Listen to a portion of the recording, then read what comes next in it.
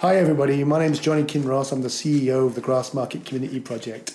And every couple of weeks I'm going to bring you some little insights into the Grassmarket Community Project through this podcast, Grass Cuttings. And Grass Cuttings will just give you little snippets of background of some of the people that are involved, some of the characters, some of the situations we're in, some of the activities that are going on. Hope you find it interesting, and I'm really excited about showcasing and introducing you to some of the wonderful people in this organisation. One of the people that we're going to be talking to today is Ian, and Ian has been volunteering with us for a number of years now in the kitchen. We really couldn't do what we do without people like Ian volunteering. Ian comes in, treats it like his job, works incredibly hard in our kitchen, chopping vegetables, preparing food. He's absolutely solid, reliable guy, contributes so much to the atmosphere of the kitchen and to the project. Ian also supports others who maybe with disabilities or people who struggle to communicate in the kitchen, and he really looks after them. So he's an incredibly caring individual and contributes loads to the actual running of the kitchen. All our chefs come from a catering background and are always overwhelmed by the commitment and qualities and skills of the volunteers that help us run a really sort of smooth operation. So they're always telling me how amazing it is to have people like Ian on board, and I look forward to introducing you all to him later. Welcome to the first episode of Grass Cuttings, Grassmarket Community Project's podcast, where we explore our members' lives and what is going down to the Grassmarket Community Project. I'm very privileged to have with me today Ian Brake, who volunteers, among other things, in our kitchen. So welcome, Ian, and thanks for coming on. And could you start by just telling us how you first came upon the Grassmarket Community Project? Well, I first came here a social worker, because I was suffering from depression, and it took me around a few places, but this one had the best atmosphere, so I decided to join, and that was in 2011. So I've been here for 8 years next year. I've been here. Right. I've enjoyed every minute. And what was it that sort of jumped out at you about the place? You're saying that you were impressed by it when you first saw it. It was just, it's like the friendliness of the people. They're very friendly and sort of welcoming. That's what sort of clicked it for me. Yeah. Okay. And what kind of things do you do and you volunteer in the kitchen? Well, I used to run a bread making class, but that was stopped. But now I help in the kitchen. Sometimes I make some of the food. My macaroni and cheese is my speciality. Excellent. I'm having that today, actually. I think I've had your macaroni and cheese at some point, I'm sure. Yeah. But that's about the thing. I just love the atmosphere in the kitchen. It's great. Yeah. I've got a good crack between the chefs and us. Yeah. So describe a fairly sort of typical shift, if you like, or day. What sort of time does it start? What sort of things do you get up to? Well, normally I arrive here roughly 9:40. I'm not supposed to start till 10, but I always start before that. Do preparation, prep the veggies and things like that. Yeah. Do the clean up behind us.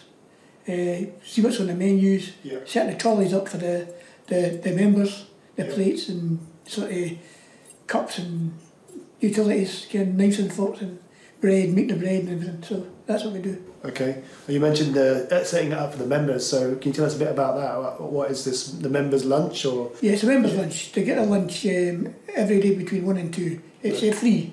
Excellent. Yeah, the meals are fantastic, the chefs are fantastic. Yeah. Very few complaints with the food. Very few. Yeah. It's always edible, put it that way, very edible. And what's the sort of numbers, what's the maximum numbers you could have on any one day? Well, the dining room has got 6 tables, so 60 a table, I should say, be 36. Yeah. That's a max. Okay. And tell us a bit about some of the characters that you've met over the years and when you've been volunteering in the kitchen, like some of the people that you volunteered alongside or that have come. Yeah, well, we one that passed away a fortnight ago was Jimmy. I worked with him for quite a few years. Jimmy, he was some character. Yeah. He was autistic, but he had a fantastic memory. Great. You could tell him your birthday, and 9 months later ask him what your birthday was, and he'd just tell you. Yeah. He's just rattle it off just like that. My God, how did you do that? Yeah. And he was here a number of years, right? Yeah, He was here when you arrived, yeah? He was here for a few years, yeah. He was very reliable as well, Jimmy. That must have been a real loss for the project. It was, actually, yeah. There's no strictly to replace him. I don't know who's going to replace him. He was that good. Yeah, hard working. Yeah. Very dependable. Yeah. What other things have you got involved in once you came in and you volunteered mostly in the kitchen, done in the bread making? Have there been other activities or things that you've ended up taking part in? Not really, I don't think. What about residentials or trips? Oh yeah, we had a trip to Dunkeld last year. I fair enjoyed it. Okay. Well, it was a bit cold, but it was the scenery was fantastic. Yeah. Everybody got well together as usual. Yeah. So it was really good. Really enjoyed it. Yeah. In fact, if people got the chance to go, I'd recommend it to them. Good. It was really that good. What sort of stuff did you do on this residential? Oh, we played games. We went on a long hike, about a 4-hour hike. Was that one of the most challenging things you've done in a while? That was very challenging. Yeah. But it was good. You did it? You got to the top? Yeah, I managed that quite actually. Yeah. I enjoyed helping making the food in the morning, and that's so it's really good, really satisfying. Excellent. Oh, it was really good. It's good that you got the chance to do that. When you say that the project is friendly, I'm really interested, and I'll ask you a bit more about this, because when you say the project is friendly, there's lots of friendly projects, I'm sure, out there. But what is it that you think is there anything in particular that's special about the Grassmarket or their approach or how we, It's the atmosphere. Yeah. The atmosphere, and to me, this place is a second home to me. Right. Because it's like a second family to me, actually, to be quite honest. Yeah, I've heard that before. I love it. I love it here. Yeah. There is that sense of belonging, isn't there? Yes, that people talk about. Most people have got well together. Yeah. A few people don't, but that happens in every organisation. But here, most of the people are brilliant, absolutely brilliant. Yeah. And that's probably why it came as such a huge loss when Jimmy passed away. Oh yeah, because really it is like losing a family member. Exactly, it was. Yeah. So. Yeah. Good. Well, thank you very much, Ian. I really appreciate you sharing your thoughts on the Grassmarket today and why you come along and what you've got involved in. Yeah. I really appreciate it. And it's good to hear you say that you're encouraging other people to take some of these opportunities up if they're thinking about it as well. Yeah, well, I'd advise anybody, if they want to join an organisation, to come here. They find it, most of them will come in, they get on well with people, everybody gets on well together, as I say. They really enjoy it here. I recommend it. Couldn't be clearer than that. And being here for 8 years, what does that say? Yeah. That says it all, actually. Thank you, Ian. Really appreciate it. Welcome. Yeah, and I'm glad. And I should be pointing out to the listeners that we're in a brand new room that was funded by Hub South East Golf Tournament, and we converted an old cupboard. Apparently, before it was a cupboard, it was an office. It was. But now, so were you around then when it was an office, right? Wow. So you've seen this room be transformed from an office into a cupboard and now back into a kind of... Yeah, it's like the BBC programme. Yeah, and we were just saying how comfortable it is. Yes, nice and quiet, nice and relaxing. Yeah. Lovely pastel colours. And those occasional noises that you might hear is the sound of the woodwork shop. That's so everyone listening knows we are actually recording this in the Grassmarket. This is live. Well, it's not live, but we are recording it in the Grassmarket, and that's the sounds of activity. That's the sound of money being made in our social enterprises, which then can make sure that the things like the lunches, things like the residentials can be free to our members, because that's really important that everything's free and accessible. Yes. So that's why I'm delighted that you went on the residential to Milk Yes, it's fabulous. I'd recommend it to anybody. Yeah. But I'm also delighted to hear the woodwork team working hard. Yeah, they're working on it, yes. No, it's good. They're working and we're sitting in our nice comfy chairs. All good. Thanks a lot, Ian. Okay, Johnny, you're quite welcome.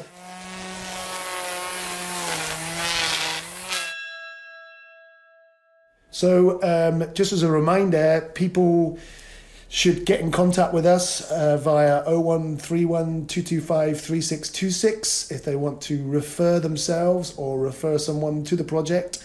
We've got over 25 opportunities every week. We operate 7 days a week. Coming along to any of the activities entitles you to a free lunch, which is delicious, homemade, healthy lunch, free of charge.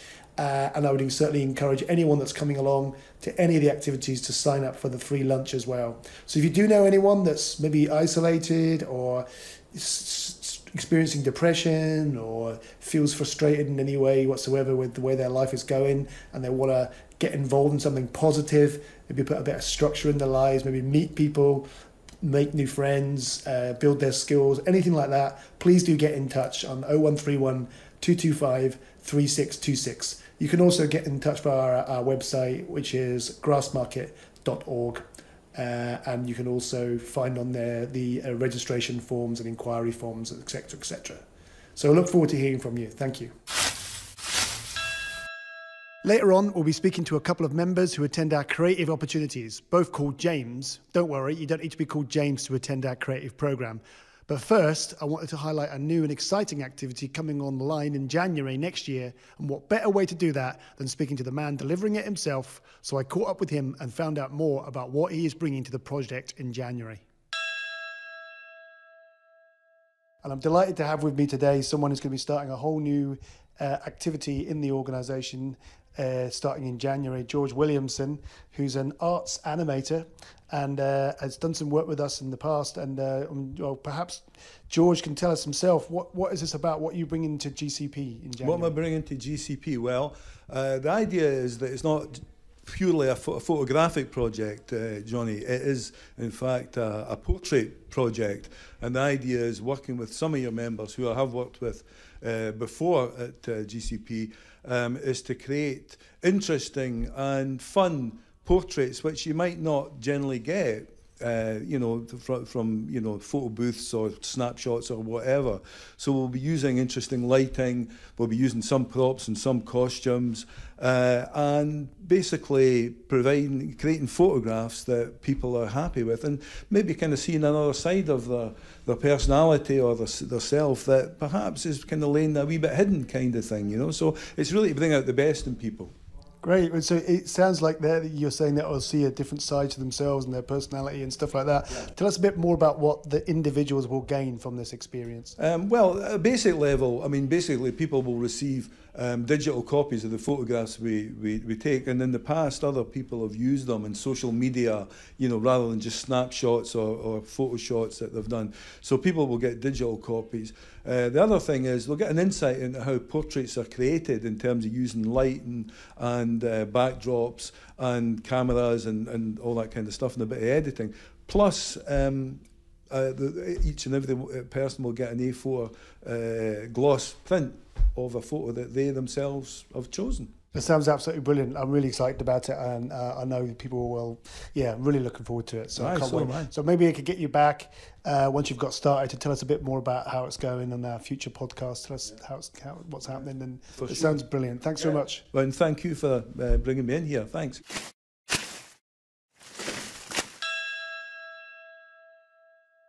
Welcome back, and I have with me two Grassmarket veterans. I mean that in the positive sense of the word. Been around for a while, considerably longer than I have. James and James. James Holsworth and James Campbell. So I've got James Holsworth first. James, could you start off by telling us a bit, just briefly, how you ended up getting involved in the project, how you first came upon us and what your first impressions were? Oh, this is going back 4.5 years, approx. How did I come along? I was chatting away to my doctor, getting some pills and potions for diabetes. And he said, well, what are you doing? And I said, well, at the moment, I've just had 2 operations on my knees. I'm waiting to get back into work. He says, well, why don't you get involved with one of the community groups? I said, well, which community groups? Because I'd just moved back into Edinburgh after being away for such a long time. And he knew of the Grassmarket Community Project. He says, it's not very far, you can just shuttle down there on your crutches. And so I did. I had a wee wander down Candlemaker Row, eventually found this rather modern, imposing building and wandered in and been involved with the GCP, the Grassmarket Community Project, for 4.5 years now. Yeah. Enjoying the therapeutic activities. I think the first one I tried was would you believe, was the music group, then the choir, then a whole load of other things, creative writing, table tennis, and just everything that seemed to be going on. I trialled and enjoyed all of them. Found it a bit difficult with the woodwork, as I'm not an inspired person with wood, but love the look of it. Tommy does such a damn good job upstairs. Tommy and the team. Tommy and the team. My apologies. Yes, good. But everything seems to be so well balanced. There's always some good therapeutic activity going on, and trialed them all, come back for them all, particularly the creative writing, the music group, which is so inspiring, and the choir, which is going from rock to rock to rock, really doing well. Your attendance and involvement in the choir has been absolutely huge in the last few years, and you clearly really, really enjoy it. Yeah, I mean, singing is one of the great therapies that we're told by modern doctors to get more involved in, because it really does inspire you to have a better day. And all the other things that go on the GCP work exceptionally well. Great. You just chat to anybody and they'll say, why do you come into the GCP? It's the activities that are going on. Plus, of course, the camaraderie. We all dine together at lunchtime and we're all chatting amongst one another, finding out what's going on in various groups. So, yeah, it works exceptionally well. Good. So turning to James Campbell now, if you don't mind. James, can you tell us similarly how you got involved in the project in the first place? And for me, it was actually the job centre up at High Rigs that actually recommended here. And I'm slightly just over 4 years here now. Same time as me, roughly. Yeah. Just the same time as me. And so that was... And what sort of things? Came along originally for the computers. Then I ended up deciding, I've always wanted to do a bit of writing, but I'm never that great at it. So I ended up joining the creative writing group. And then James over here, he persuaded us to come along to the open book group. And we've been at those two ever since. I mean, the open book group, I've got to say that since we started going there, I've read a lot more books in the last 4 years than I have in a lot of decades. I had the privilege of supporting or being in the open book group maybe about a month ago or something, when Jess, the lovely volunteer that runs that group and through an open book, couldn't make that week, and I sat in, and honestly, it was one of the most loveliest experiences, I'm not exaggerating, that I've ever had in this project. The atmosphere, how welcoming it was, new people. There was a guy there who English is clearly a second language. The patience of the group with this individual, how much he enjoyed coming, and also it totally inspired me to read. I don't read as much fiction as I'd like to, and I went away really inspired to read a lot more myself. And I just think that must be the experience for people every week in the open book group. Absolutely brilliant. We're very lucky to have the support of the open book organisation, Claire and Marjorie behind the scenes, and getting us invitations to go to events like the book festival, but also just providing us with volunteers like Jess, who are phenomenal for just their enthusiasm for literature and their enthusiasm for hearing people read. Just hearing people read in that room that day really struck a chord with me. I don't know what you feel about that. Oh, it's one of the highlights of the week, because it really is, because unlike most of the time when you're reading, you're just sort of reading off the page, but you're not actually reading it aloud. Yeah. Whereas when you're reading it aloud, it's going in there, and there's that extra dimension to the whole experience and the whole... It is a community, group involvement with being in with everyone round the table, sitting there, having their tea or coffee, and where else would along. those individuals have that experience of being asked to read to someone else and bringing such pleasure? I'm thinking of like Andrew and Rebellia, and just hearing Andrew read, and like I say, everyone hanging off his every word. Where else would you experience that feeling as both the reader reading aloud, which I was quite nervous about, and I'm always talking, as you both know. I was quite nervous about reading in front of you guys for the first time, because it's quite a different thing. But Andrew just read away, and you're hanging on every word of him reading aloud. It's lovely. Yeah, and the thing with the with different books and different actual genres of fiction, and you find that there's sometimes words and you're suddenly going la, la, la, la, la, and trying to actually get your tongue around it. And there's always somebody that'll dare, you know, okay, how do you pronounce that? And somebody's going to, in there, will do the best to, you know, to know what the word should be pronounced like. Because sometimes you see a word, I've never seen that word again. And you're just trying to actually work out, okay, what's it mean?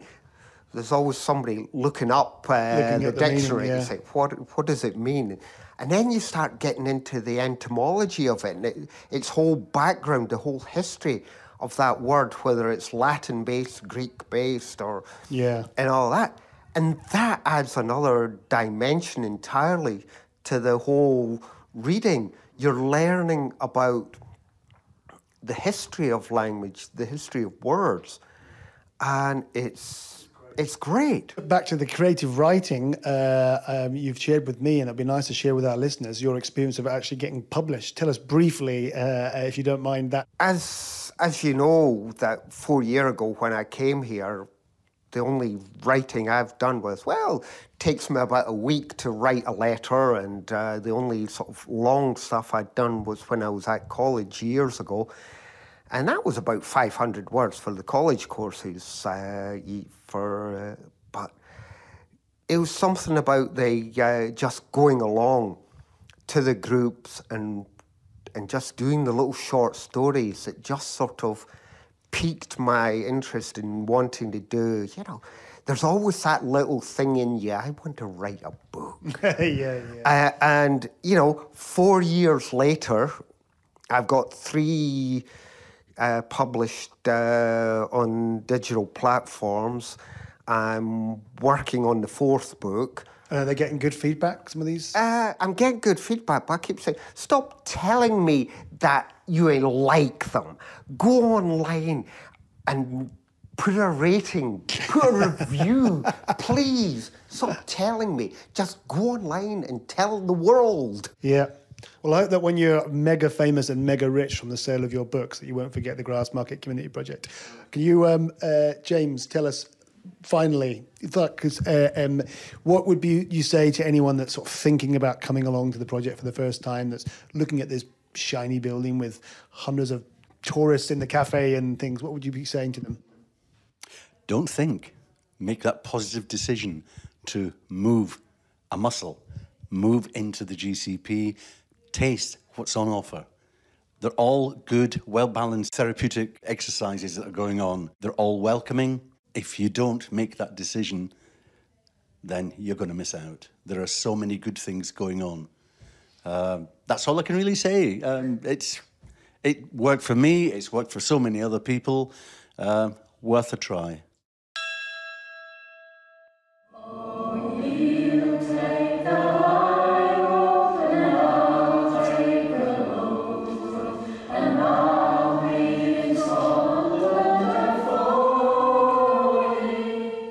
You just heard a little snippet there of the Grassmarket Community Project Choir. You'll hear more about them in future episodes. However, next episode, we'll be looking at the apprenticeship scheme, a young people's group work programme, which is funded by the Better Futures Fund, a Hub South East partnership with Inspiring Scotland.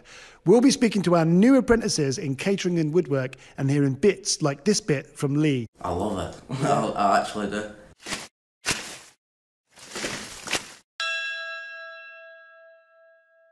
So you've been listening to Grass Cuttings, the podcast brought to you by Grassmarket Community Project.